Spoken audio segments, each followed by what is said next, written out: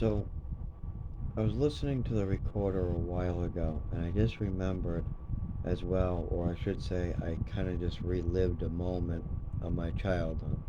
And I know I've already recorded this, but I think this might be um, going in the book for sure. I definitely need to establish the type of behaviors I was having and the behaviors my mother and father were having. So there was a tape recorder that I had in my closet. Now, this is one I got from a neighbor that was down in Texas. This actually happened. He wanted me to trade some stuff. I think it was a metal plane. It was supposed to be a replica of a metal plane I got for flying on a plane.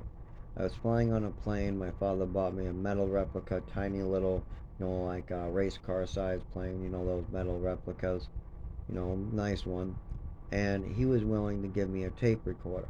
There was another time where I traded him something else. I forget what it was. It was some, suction tube. It was a weird thing with lights and a hole in the middle, but that was for a plastic gun. And he also tried to give me a pocket knife once and tell me I owe him, but I told him no. That didn't work out, and I returned the pocket knife. But this was a next door neighbor in Texas, and I was able to kind of keep some of this stuff, like the orange gun and the tape recorder, was in a box when we went back. I was like, oh, cool, that's nice. There also, my parents assumed everything they didn't buy me was theirs. Anything that they didn't buy, anything I got in the program that looked different to them was theirs. And like if I got a pair of sunglasses out at a bench or found something on the ground while walking, or if I traded something with other kids and they didn't recognize it, it was stolen. I'm going to give an example of this. Now, if it was theirs, I did steal things like money out of a pocketbook before when I was much older than this. But this is after I was already having lots of problems. So I wanted to learn how the tape recorder worked. So after years of having it, it didn't work anymore. The batteries didn't, it wouldn't run. You would put batteries in it and it would not work. No matter if there was a tape in it, no matter what I did with it, it wouldn't play back. You couldn't seem to get the tapes to record. And this is old school, actually had to buy the small little tapes for it. So at this point, I said, well, I'll take it apart and see if I can fix it, or at least learn what's inside of it.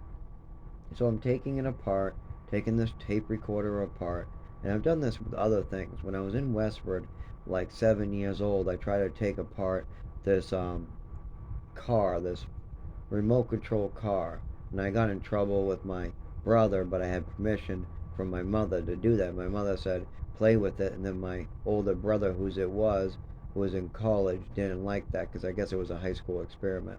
So this was already done multiple times, and I'm taking apart my own device, just taking the screws out to see how it works, and I get screamed at by my mother. I mean screamed at. I mean, she is hollering at me about this tape recorder that I traded and that's mine. And then she talks about how it's really theirs or something. I mean, I used to use that tape recorder in Texas to record the nature shows and then bring it to school in Texas. She just didn't remember that. But that doesn't matter. That doesn't matter. At this point, she says I stole this tape recorder. I'm like, where did I? No, I did not steal this tape recorder. She talks about how I stole it, and she needs to take it away from me, and it's in pieces, and then she went on about how I'm a thief and I stole it and I stole it. That's inappropriate behavior. The way she was acting, she was ranting, she was angry, she was making up narratives, and then she went downstairs and spread this narrative. And then of course, my father went, oh no, I have to go side with your mother. I don't know anything about it, but your mother's probably right.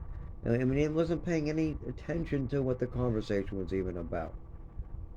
I mean, no matter really what it was about, I was a liar. I was making it up. If she was drinking, if she was throwing shoes at me, he wouldn't even speak on the truth.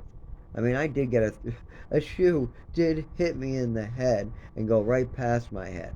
It bounced off my head and then went in the back. It just missed me, too. It just did.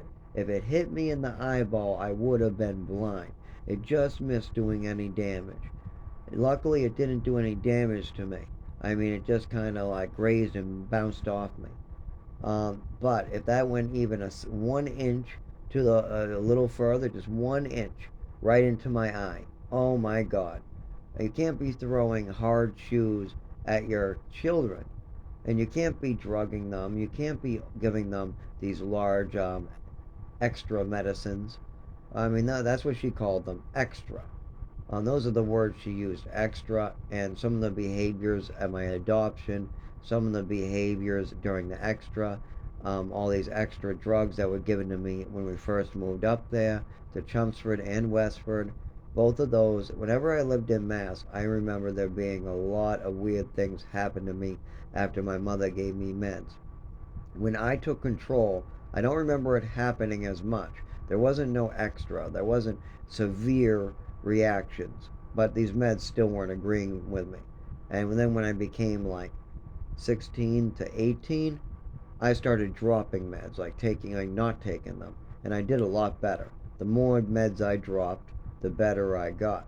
I know my hyperactivity, oh, phew, that didn't get better. When I dropped Adderall and Ritalin, my hyperactivity was through the roof.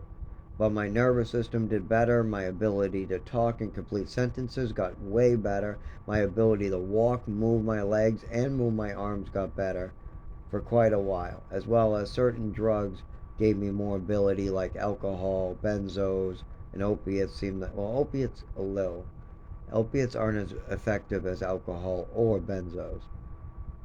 I don't use any of that shit anymore, so I'm just shit out of luck now. But anyways, we're gonna end here. I hope this was informative. I know it just sounds like another rant, and it kind of, is just to describe information I'll be pulling back later. I've already got rid of several long videos. I'll be trimming these up and redoing them over and over. I got another recorder, and I'll be ordering another $50 recorder soon, as well as I hope I can get a computer when I move to South Carolina. I'll probably be buying one. I need a voice to text type of thing where I can talk into it or play a different device that already has phrases preloaded into it that I've said the right way. It's hard to talk about this stuff. There is no right way to say I was drugged, I was made crippled. I mean, these things are hard to talk about. And if you go through the memories, you almost want to cry. It's just these are memories. These aren't stories. They're memories. There's something that's been burned into my brain. I see these events. It's not like I have to say them. I have to live them. I mean, it's much different. Um, so I'll stop here.